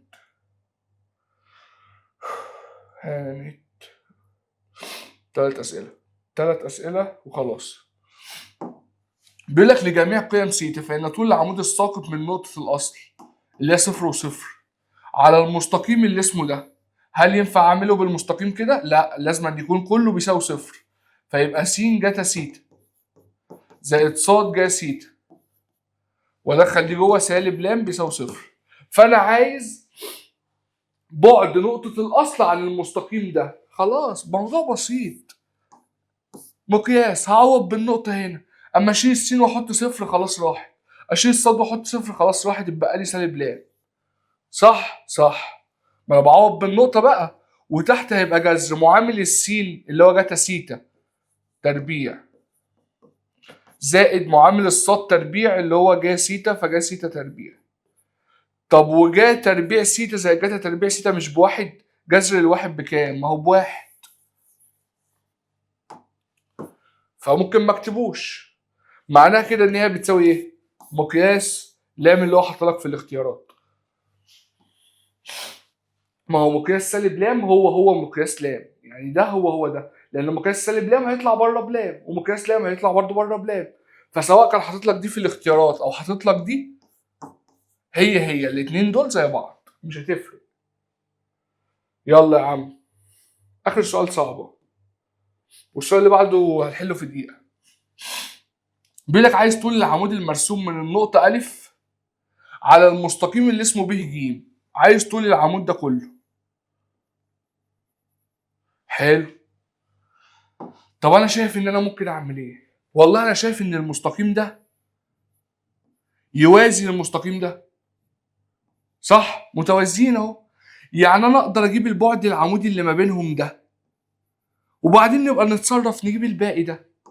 طب والله عشان اعرف اجيب البعد العمودي ده ودول مستقيمين متوازيين، فعشان اطبق القانون اللي انا عارفه اللي هو مقياس الجيم ناقص الجيم على جذر معاملات السين والصاد تربيع، فلازم أن يكون معامل السين زي معامل السين هنا، ومعامل الصاد هنا زي معامل الصاد هنا. اول واحد مكتوب بالصوره اللي انا عارفها. طب التاني لا، فهضربها في 4، فيبقى 4 صاد ناقص او بتساوي، هضرب المعادله دي كلها في 4 بتساوي سالب 3 س، فيبقى 4 صاد زائد 3 س بتساوي 0. ضربت المعادله في 4 ما عملتش حاجه، اللي هي صاد بتساوي سالب 3 على 4 س. كده بقى هنا 4 هنا 4 هنا 3 هنا 3، خلاص يبقى اقدر اطبق القانون واجيب البعد ده. لا، البعد ده اللي هو الحته دي بس، فيبقى مقياس ج الاول سالب 10، ج التاني مفيش ج والله يبقى 0 على جذر ده زائد ده تربيع زائد ده تربيع، او ده تربيع زائد ده تربيع لان هم زي بعض. ف4 تربيع 16 زائد 3 تربيع 9 ف 25 جذر 25 5. دي احنا حفظناها دي. سالب 10 ناقص صفر اللي هو سالب 10، والسالب 10 تطلع بره المقياس بكام؟ ب 10، يبقى 10 على 5 2. معناها ان البعد ده ب 2. طب اجيب البعد التاني ده كله منين؟ والله انت لو ذكي، ما انا شايف ان ده المنتصف هنا، يعني الحته دي نص ده كله، وهنا برضو في المنتصف، فالحته دي نص ده كله، وده بيوازي ده. معناها كده انا اكتشفت ان ده نص ده، والارتفاع بتاع المثلث الصغير نص ارتفاع المثلث الكبير. فالمثلث الصغير انا جبت الارتفاع بتاعه اللي هو البعد ما بين المستقيمين المتوازيين دول طلع ب2، فيبقى الارتفاع ده كله ب4. بس خلاص. اخر سؤال وتنتهي حلقتنا اليوم. بيقول لك طول العمود المرسوم من النقطة دي إلى محور السينات. يا راجل ده مش محتاجة قانون يا راجل. تعال ارسم النقطة دي كده سالب 3 و5،